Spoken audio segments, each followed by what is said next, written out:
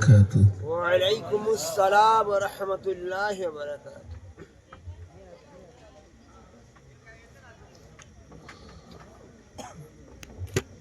الحمد لله نحمده ونستعينه ونستغفره ونؤمن به ونتوكل عليه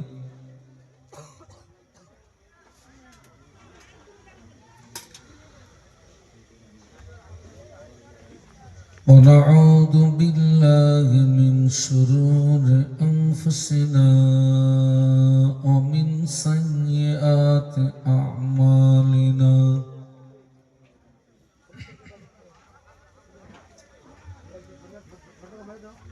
من يهده الله فلا مضل له ومن يضلله فلا هادي له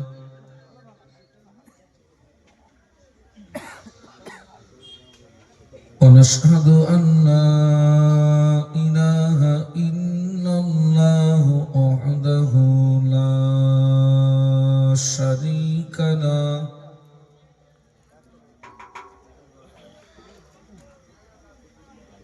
ونشهد أن سيدنا وحبيبنا ومولانا محمدا عبده ورسوله صلى الله عليه وسلم. وقال الله تعالى مخبرا وآمرا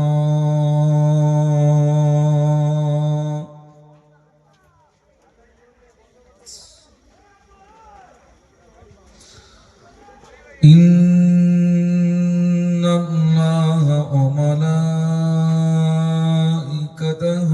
يصلون على النبي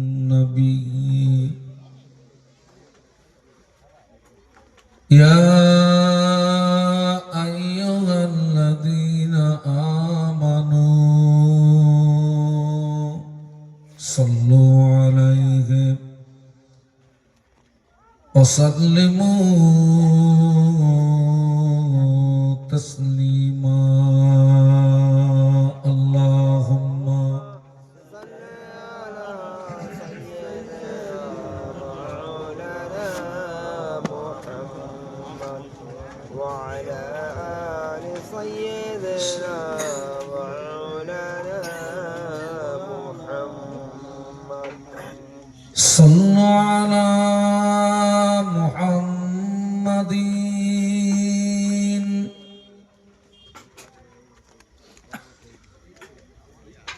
صلوا على محمد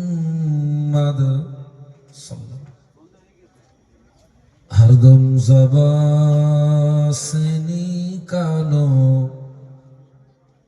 पाक नामे मुहम्मद अल्लाहुम्मा सल्लि अला مولانا محمد وعلى آل سيدنا مولانا محمد. صلوا على محمد صلوا على صدر الأمين مصطفى ما جاء إلا رحمة للعالمين اللهم صل على محمد الشريف مولانا محمد وعلى آل سيدنا مولانا محمد. কালেমা সঙ্গের সাথী কালেমা গোরের বাতি কালেমা বিনা নাই কো গতি, পড়ো কালেমা দিবা রাতি। বলুন লা ইলাহা ইল্লাল্লাহ,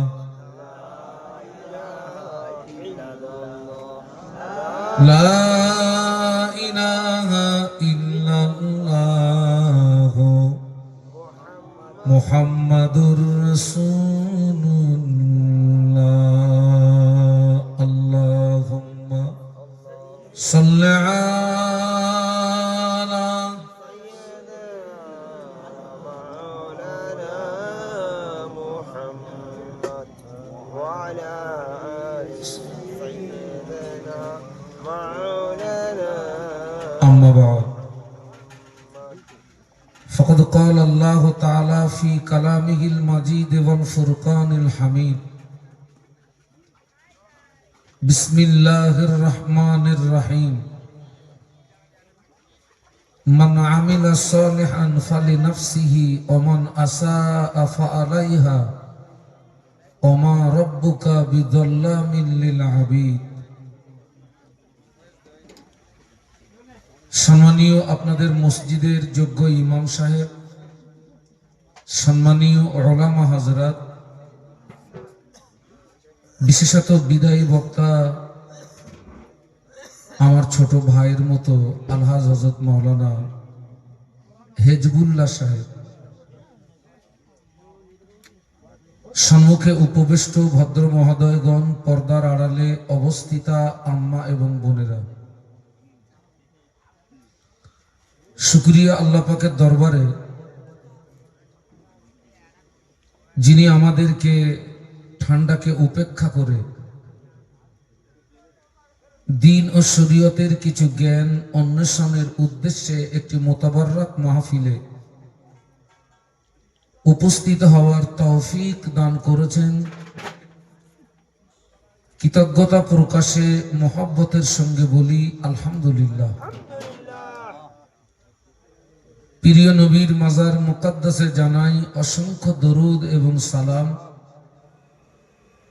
সম্মিলিতভাবে অন্তরের অন্তরস্থল থেকে বলি সাল্লাল্লাহু আলাইহি ওয়াসাল্লাম।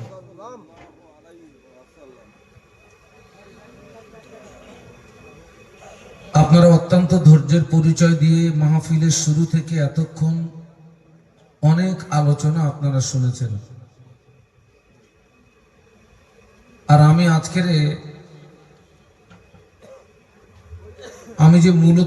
আজকের কোথায় এসেছি আমি এটা বুঝতে পারছি না। কারণ হচ্ছে আমি গাড়ির ভিতরে শুয়েছিলাম।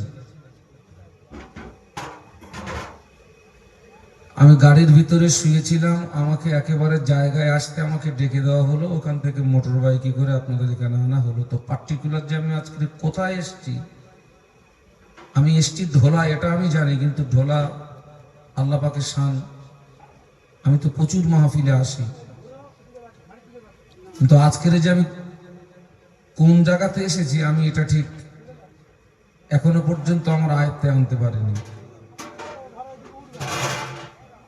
তবে আজকে যখন বাড়ি থেকে বার হই তখন মনে এরকম একটা চিন্তা ছিল, আপনাদের এই জায়গাটা আমার কাছে নতুন। আর আমি ভেবেছিলাম মনে হয় মাহফিলটায় হাজার হাজার শ্রোতা পাবো, এবং আমার সেই ধারণার সঙ্গে কিছুটা মিলে যাচ্ছিল। যখন আমি মোটরসাইকেলে আসছিলাম, আপনাদের যে সমস্ত লাইট লাগানো আছে, লাইট দেখে মনে করছিলাম মনে হয় আমার ধারণা ঠিক আছে। কিন্তু হেজবুল্লাহ সাহেব উনি স্টেজে উঠে উনি যখন এই কথা বললেন যে গ্রামের মুরব্বীগুলো কি সব কি নেই, মনে নেই আপনাদের? গ্রামের মুরব্বীগুলো সব, তখন আমি বুঝলাম আমার ধারণা ভুল। আর সেটা আরো আপনার পরিষ্কার হলো ফিল্ডে এসে। তবে যাই হোক, আপনারা জানারাই বসে আছেন, আপনাদের চেহারার দিকে আমার তাকিয়ে মনে হচ্ছে আপনারা অ্যাক্টিভ।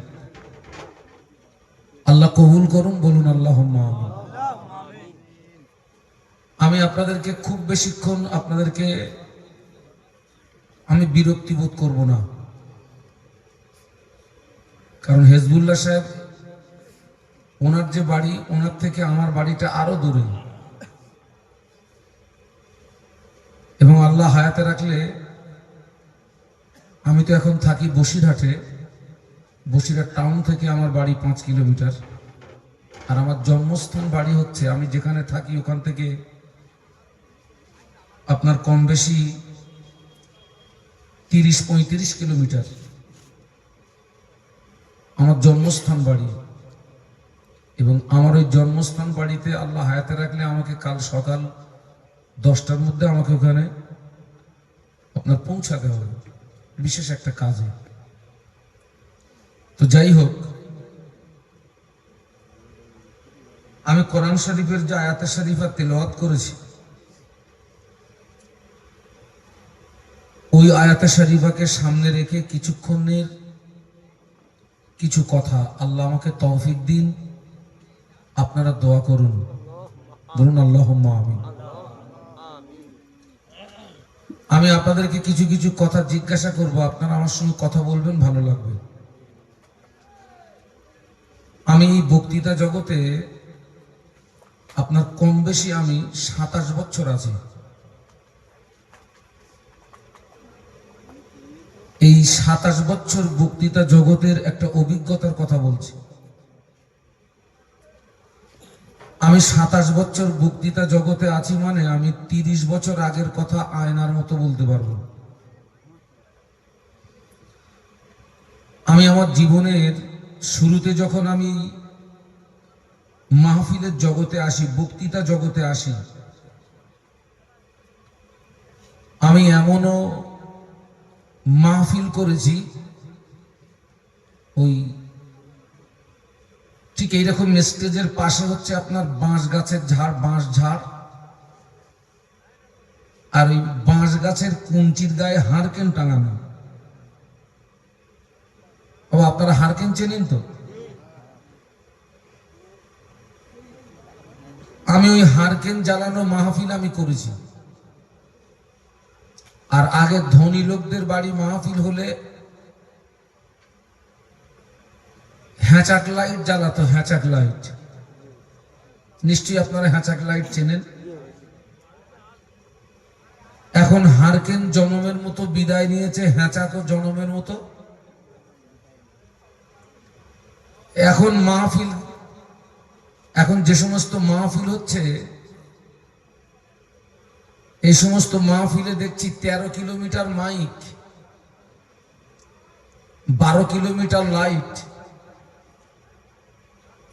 আর পুরো এলাকা জুড়ে প্যান্ডেল। তবে ওই 27 বছর আগে হারকেন জ্বালানো মাহফিল আর হ্যাঁচাক লাইটের মাহফিলে যে গুরুত্ব ছিল, যে আকর্ষণ ছিল, এবং ওই মাহফিলে মানুষের ভিতরে যে পরিবর্তন ছিল, এখন 13 কিলোমিটার মাইক আর 12 কিলোমিটার লাইট জ্বালিয়ে আর এলাকাব্যাপী প্যান্ডেল করে ওয়াজ নসিহতে সেই মূল জায়গা, পরিবর্তনের জায়গাটা কিন্তু দেখতে পাচ্ছি না। আমি যেটা বললাম এটা কি বাস্তব না অবাস্তব?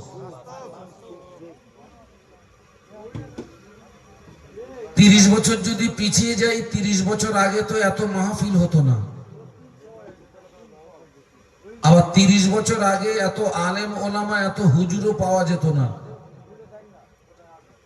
মাহফিলের সংখ্যা কম, বক্তার সংখ্যা কম,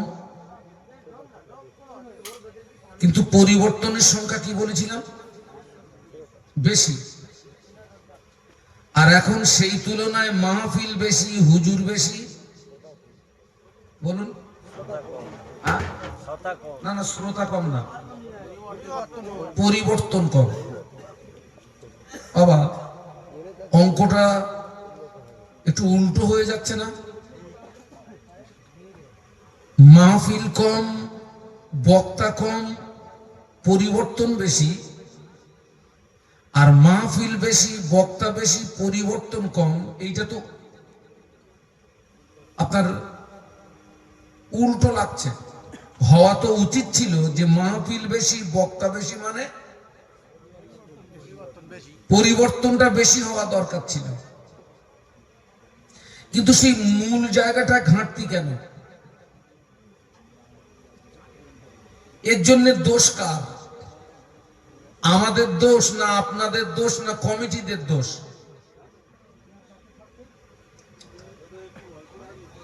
দেখুন, আমি মাযহাবগত দিক দিয়ে আমি হচ্ছি হানাফি মযহাবের মানুষ, আর সিলসিলাগত দিক দিয়ে ফুরফুরা শরীফের মুজাদ্দিদুজ্জামান আমিরুশ শরিয়ত কুতুবুল আলম দাদা হুজুর পীর কেবলা রহমাতুল্লাহ আলাইহির সিলসিলার একজন নগণ্য খাদেম।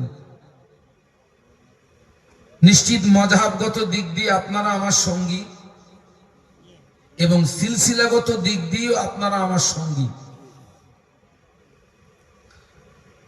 মুজাদ্দিদুজ্জামানের 5 জন পুত্র সন্তান ছিল। কজন বললাম?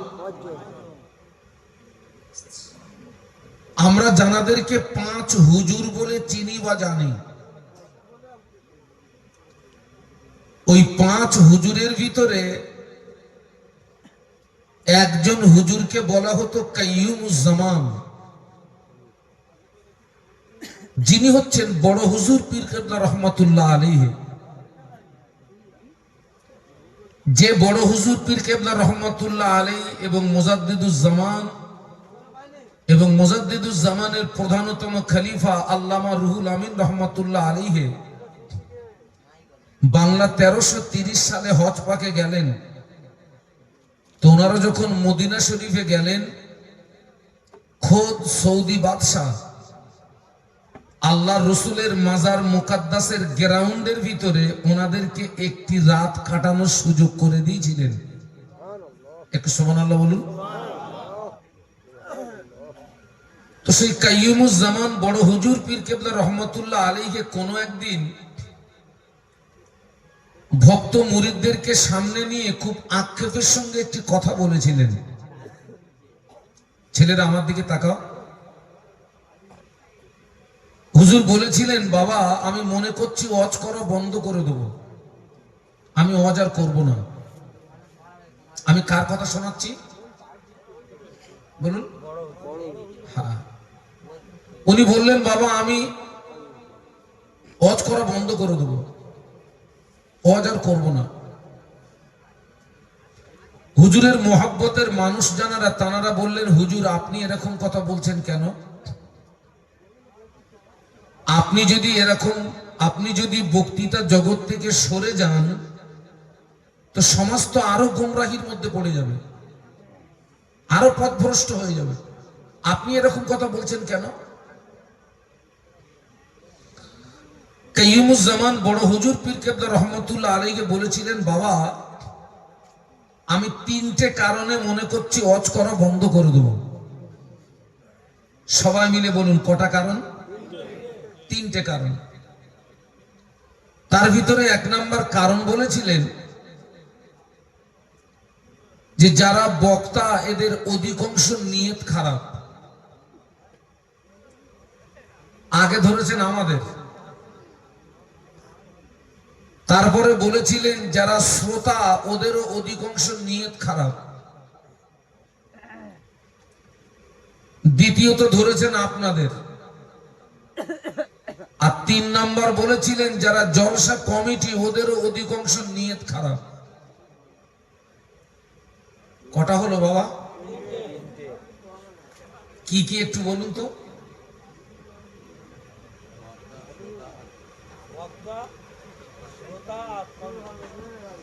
এদের কি নিয়ত খারাপ। সব বক্তার কথা বলেননি, আবার সব শ্রোতাদের কথা বলেননি, আবার সব জলসা কমিটিদের কথা বলেননি। উনি একটা শব্দ ইউজ করেছেন, অধিকাংশ, তার মানে ভালো রেখেছেন। এই বক্তা, শ্রোতা আর কমিটি, এই 3 শ্রেণীর মানুষের নিয়ত যখন এক হবে এক হবে মানে এই তিন শ্রেণীর মানুষের নিয়ত যখন আল্লাহর সন্তুষ্টির উদ্দেশ্য হবে, ওই মাহফিলে আল্লাহর পক্ষ থেকে রহমত এবং বরকত নাজিল হবে এবং ওই ওয়াজ নসিহত মানুষের হৃদয়ে রেখাপাত করবে। একটু বলুন সুবহানাল্লাহ। আর এই তিন শ্রেণীর মানুষের নিয়ত যখন বিগড়িয়ে যাবে, ওই মাহফিলে আল্লাহর পক্ষ থেকে রহমত বরকত আসবে না এবং ওই ওয়াজ নসিহত মানুষের হৃদয়ে রেখাপাত করবে না। আজকের বাস্তবে দেখতে পাচ্ছি সেই কাইয়ুমুজ্জামান বড় হুজুর পীর কেবলা রহমাতুল্লাহ আলাইহির কথা সমাজে কাঁটায় কাঁটায় মিলে যাচ্ছে বাবা। বুখারী শরীফের প্রথম হাদিস হচ্ছে ইন্নামাল আমালু বিন্নিয়াত, যার সহজ সরল অর্থ হলো আমলের ভিত নিয়তের উপরে। তার মানে নিয়ত যদি ভালো হয় আল্লাহ চাইলে ফল ভালো পাওয়া যাবে, আর নিয়ত যদি বিগড়িয়ে যায় ফল ভালো পাবেন এ আশা করা যায় না। সামান্য নিয়তের পার্থক্যের জন্য বান্দা সওয়াব থেকে বঞ্চিত হয়, সামান্য নিয়তের পার্থক্যের জন্য বান্দা সওয়াব থেকে মাহরুম হয়। আমি এর সপক্ষে একটা এই কথার আপনার সপক্ষে আপনাদেরকে কিছু কথা শোনাচ্ছি। একজন ব্যক্তি পৃথিবীর জমিনে ঘর বানাচ্ছেন, আমার দিকে তাকান। তো তিনি হেড মিস্ত্রিকে ডেকে বললেন, ভাই আমার ঘরের দক্ষিণ দিকে একটা জানালা রাখবি, ওই জানালা দিয়ে যেন দক্ষিণে বাতাস আমার ঘরে প্রবেশ করে। আর একজন ব্যক্তি ঘর বানাচ্ছেন, তিনি হেড মিস্ত্রিকে ডেকে বললেন, ভাই আমার ঘরের দক্ষিণ দিকে একটা জানালা রাখবি, ফজরের আজানটা যেন শুনতে পাই। একটু সুবহানাল্লাহ বলুন, একটু মহব্বতে বলুন। আচ্ছা বাবা, এই দুইজনের নিয়ত কি এক? একজনের নিয়ত হচ্ছে বাতাস পাওয়া, আর আরেকজনের নিয়ত বলুন বলুন, আমার দিকে তাকান। যিনি বাতাস পাওয়ার উদ্দেশ্যে জানালা রেখেছেন, ওই জানালা দিয়ে কি আজানের আওয়াজ আসবে না? আর যিনি আজান শোনার জন্য জানালা রেখেছেন, ওই জানালা দিয়ে কি বাতাস ঢুকবে না? তাই যদি হয় দুজনের নিয়ত দুরকম হয়েও তো কোনো অসুবিধা নেই নাকি?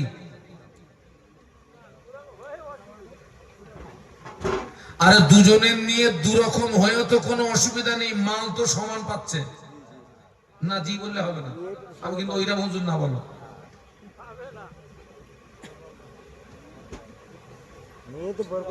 যিনি বাতাস পাওয়ার জন্য জানালা রেখেছেন, ওই জানালা দিয়ে বাতাস আসবে, আজানের আওয়াজ আসবে, কিন্তু ওই ব্যক্তিটা সওয়াব পাবে না।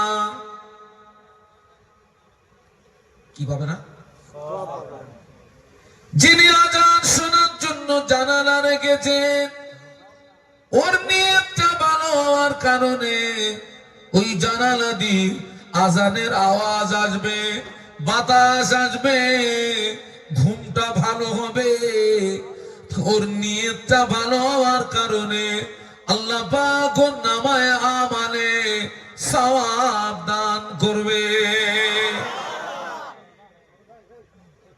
শুধু একটা শব্দের পার্থক্যের জন্য একজন সওয়াব পাচ্ছে, আরেকজন পাচ্ছে না। মাহফিল দিলে হবে না, মাহফিলে আসতে হবে, আসলে হবে না মাহফিলে বসতে হবে, বসলে হবে না ওয়াজ নসিহত শুনতে হবে, শুনলে হবে না বেটা আমল করতে হবে। একটু মহব্বতে বলা যাবে? আর একটু আওয়াজ বাড়ান। এবারে এক একটা করে মিলে নেন। মাহফিলে ওয়াজ, আপনার মাহফিলে কাজ কেন হয় না? মাহফিল দিলে হবে না, আসতে হবে। এই মাহফিল উপলক্ষে যারা বাড়ি থেকে বেরিয়েছিল, অমুক গ্রামে মাহফিল হচ্ছে, যাই একটু ঘুরে আসি, যারা বাড়ি থেকে বেরিয়েছিল ওরা কি সব মাহফিল পর্যন্ত এসেছে নাকি? বলুন বলুন। না। এক নাম্বার ফেল না পাস? দুই নাম্বার যারা মাহফিলে এসেছে ওরা কি সব মাহফিলে বসেছে নাকি? বলুন বলুন।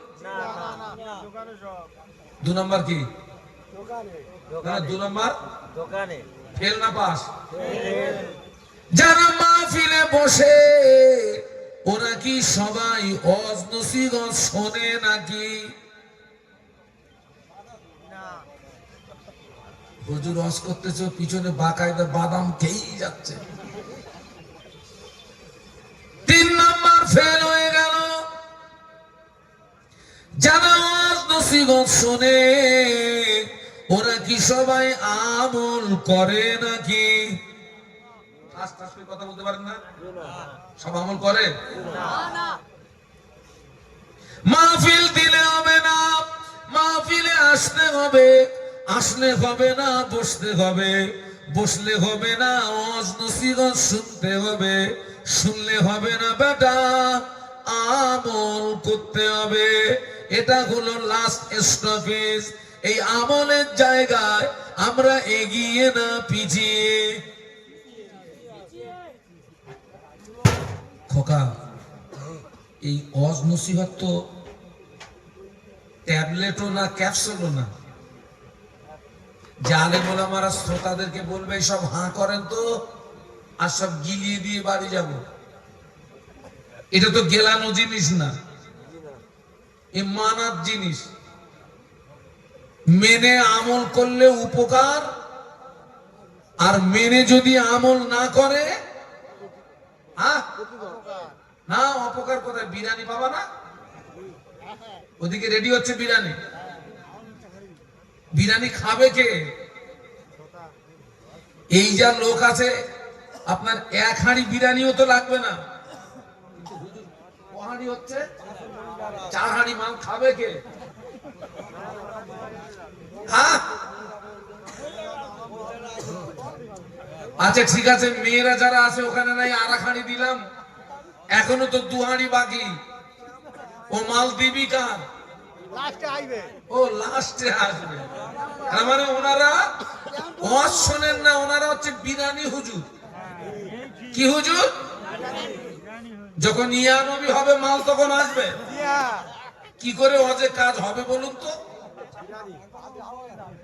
তাই যদি হয় তাহলে বিরিয়ানি রান্না করে তো দিয়ে দিলে পারতেন, যে খা বাড়ি যা।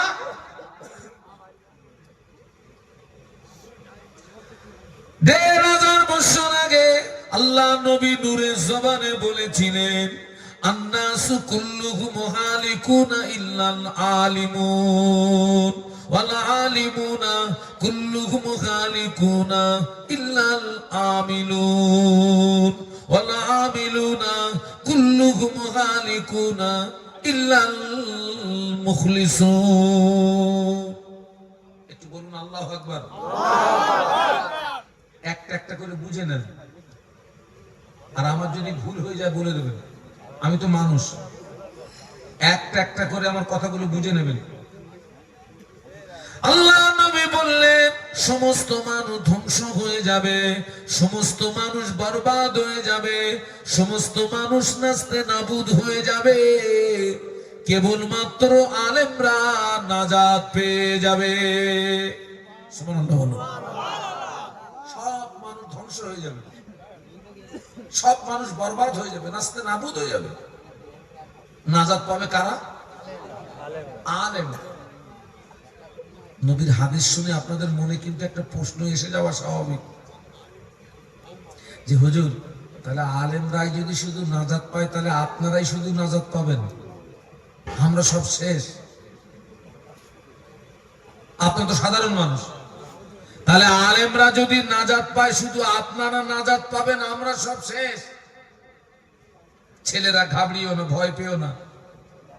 আজকের এই মাহফিল আমাদের বাঁচার ডাক দিয়েছে, আপনারাও বাঁচতে এসছেন, আমি শাহানুর আলম, আমিও বাঁচতে এসছি, আপনাদেরকে বাঁচানো হবে, বলুন ইনশাআল্লাহ। আপনাদেরকে বাঁচানো হবে। এটাকে আরবের একজন টপ র্যাঙ্কের কবি, যার নাম হযরত হাসান বিন সাবিত রাদিয়াল্লাহু আনহু, যিনি একজন কবি হিসাবে সারা বিশ্বে খ্যাতি অর্জন করেছিলেন। হাসান বিন সাবিত রাদিয়াল্লাহু আনহু, যিনি জীবনের শুরুতে ইসলামের বিরুদ্ধে, নবীর বিরুদ্ধে প্রচুর কবিতা লিখেছিলেন। কার বিরুদ্ধে? ইসলামের বিরুদ্ধে, নবীর বিরুদ্ধে প্রচুর কবিতা লিখেছিলেন। পরবর্তীতে তিনি যখন ইসলাম গ্রহণ করলেন, অটোমেটিক তলোয়ারটা ঘুরে গেল। এবারে নবীর পক্ষে, ইসলামের পক্ষে আর কাফেরদের বিরুদ্ধে কবিতা লিখতে শুরু করলেন। একটু সুবহানাল্লাহ বলুন। ওই যে আল্লাহ নবীর মাথা কাটতে গেছিল কে? ওমর খাত্তাব। হ্যাঁ হ্যাঁ, ওমর খাত্তাব। হযরত ওমর রাদিয়াল্লাহু আনহু যখন উনি নবীর মাথা কাটতে গেছিলেন, তখন উনি হালাতে ইমানদার না হালাতে কাফের? কাফের। ছেলেরা আমার দিকে তাকাও। সেই ওমর রাদিয়াল্লাহু আনহু নবীর মাথা কাটতে গিয়েছিলেন যে তলোয়ার নিয়ে, নবীর কদমে লুটিয়ে পড়ে ঈমান আনার কারণে সেই তলোয়ারটা ঘুরেছিল কাদের দিকে? সুবহানাল্লাহ বলুন। হাসান বিন সাবিত রাদিয়াল্লাহু আনহু জীবনের শুরুতে ইসলামের বিরুদ্ধে, নবীর বিরুদ্ধে প্রচুর কবিতা লিখেছেন। যখন তিনি ইসলাম গ্রহণ করলেন, এবারে তলোয়ারটা ঘুরে গিয়ে নবীর পক্ষে, ইসলামের পক্ষে আর কাফেরদের বিরুদ্ধে উনি কবিতা লিখছিলেন। তো উনি যখন কাফেরদের বিরুদ্ধে যখন আপনার কবিতা লিখছিলেন, ওনার কবিতার তলোয়ারে, কোন তলোয়ারে? কবিতার তলোয়ারে কাফেরদেরকে মেরে তুলোধনা করছিলেন। কম তুলে, গোত্র তুলে তলোয়ার চালাচ্ছিলেন। আচ্ছা আপনারা বলুন তো, আসলি তলোয়ার ডেঞ্জার বেশি না কবিতার তলোয়ার ডেঞ্জার বেশি? আসলি তলোয়ারে আপনি 10 জন 20 জনকে মারতে পারবেন, তারপরে আর পারবেন না, নিজেই দুর্বল হয়ে যাবেন। আর কবিতার তলোয়ার এত মারাত্মক, একটা জাতকে মেরে দেওয়া যেতে পারে, একটা কওমকে মেরে দেওয়া যেতে পারে। হাসান বিন সাবিত রাদিয়াল্লাহু আনহু কাফেরদের বিরুদ্ধে যখন আপনার কবিতা লিখছিলেন, কম তুলে, গোত্র তুলে কাফেরদেরকে মেরে তুলোধনা করছিলেন। আল্লাহ নবী হাসানকে ডেকে বললেন, হাসান, তুমি যেভাবে তলোয়ার চালাচ্ছ, তোমার তলোয়ার তো আমারও গায়ে লাগবে। তুমি কম তুলে কথা বলছো, গোত্র তুলে কথা বলছো। হাসান বিন সাবিত বলেছিলেন, হুজুর আপনি ঘাবড়াবেন না, এই দেখুন আমি আপনাকে বাঁচাচ্ছি। হাসান বিন সাবিত রাদিয়াল্লাহু আনহু বলেছিলেন, ইয়া রাসূলুল্লাহ, হাবিবাল্লাহ, আটার খামিনের ভিতরে একটি চুল যদি পড়ে যায়, ইয়া রাসূলুল্লাহ, হাবিবাল্লাহ, আটার খামিনের ভিতরে একটি চুল যদি পড়ে যায়, ওই চুলটাকে যদি টেনে বার করে নেওয়া হয়, ওই চুলের গায়ে যেমন আটা লাগতে পারে না, ওই চুলের গায়ে যেমন আটা লাগা অসম্ভব, আমি কম তুলে তলোয়ার চালাচ্ছি ঠিকই, আমি গোত্র তুলে তলোয়ার চালাচ্ছি ঠিকই, ইয়া রাসূলুল্লাহ, হাবিবাল্লাহ, আমি আপনাকে ওই রকমই চুলের মতো টেনে বার করে নেব, আমার তলোয়ারের আঁচ আপনার গায়ে লাগবে না। আল্লাহ নবী বললেন, সমস্ত মানুষ ধ্বংস হয়ে যাবে, আলেম নাজাত পেয়ে যাবে। আলেমের বাংলা মানে হলো জ্ঞানী। আলেমের বাংলা মানে কি? জাননেওয়ালা।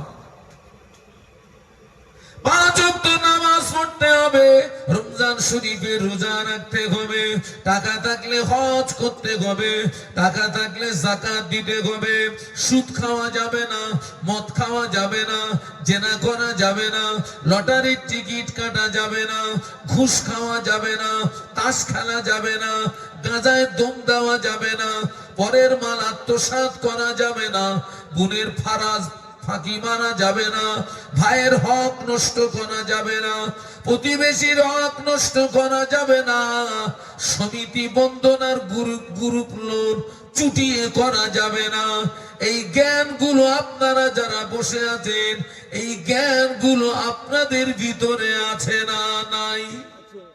আছে কি নেই?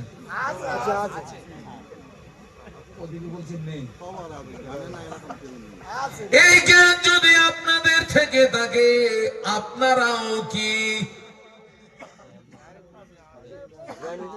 বলুন বলুন? আলেম জানি ওরে সর্বনাশ, সব বড় বড় আলেম, আমাদের কি করতে হবে? সহজ করতে। দোয়া নিতে আপনারা শুধু আলেম নয়, এখানে যারা বসে আছেন এর ভিতরে অনেক মুফতিও আছে। কি আছে বলেছি? যদি কোনো ফতোয়া ফারাজের দরকার হয়, ফুরফুরা শরীফে যাবি না, এলাকার কোন মুফতির কাছে যাবি না, বায়ান লিখবি যে ফতোয়ার বিষয়টা, কাগজে বায়ান লিখবে, বায়ান লিখে এলাকার যে বড় বড় চায়ের দোকান আছে ওই কাগজটা ওখানে রেখে আসবে। চায়ের দোকানে মুফতি থাকে না থাকে না?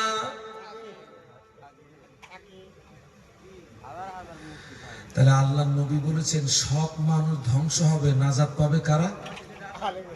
আলেম। তাহলে আপনারাও জ্ঞানী, আপনারাও আলেম, রসুলের হাদিস অনুযায়ী আপনারাও নাজাত পেয়ে গেলেন। আর একটু জোরে বলুন, আর একটু মহব্বতে বলুন। হ্যাঁ, আপনারা সব বড় বড় আলেম। নাজাত সেই জন্য মাহফিল দিতে হয়, মাহফিলে আসতে হয়, মাহফিলে বসতে হয়, ওয়াজ নসিহত শুনতে হয়।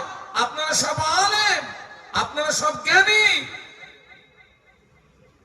কিন্তু আল্লাহ নবী আরেকটা বেরিয়ে গিয়ে বললেন আলেম নাজাত পাবে না। আমার দিকে তাকাও, আমার দিকে তাকাও। একটু আগে কি বলেছেন? আলেম নাজাত পাবে পাবে। এবারে এক ধাপ এগিয়ে গিয়ে বলছেন আলেম নাজাত পাবে না। আল্লাহ নবী বললেন, আল্লাহ নবী বললেন ওয়ালা আলিমুনা কুল্লুহুম খালিকুনা ইল্লাল আমিনুন। আল্লাহ নবী বললেন সমস্ত আলেম ধ্বংস হয়ে যাবে, আলেম বরবাদ হয়ে যাবে, আলেম নাস্তে নাবুদ হয়ে যাবে, আলেম নাজাত পাবে না, আলেম রেহাই পাবে না, কেবলমাত্র আমলকারীরাই নাজাত পেয়ে যাবে। মহব্বতে বলুন, কারা নাজাত পাবে? আমল তো জানার নাম আলেম না, যেটা জেনেছেন ওর উপরে আমল করার নাম আলেম। আমলটা কোথায় বলুন তো? আমাকে যেন ভুল বুঝবেন না, আমলটা কোথায়?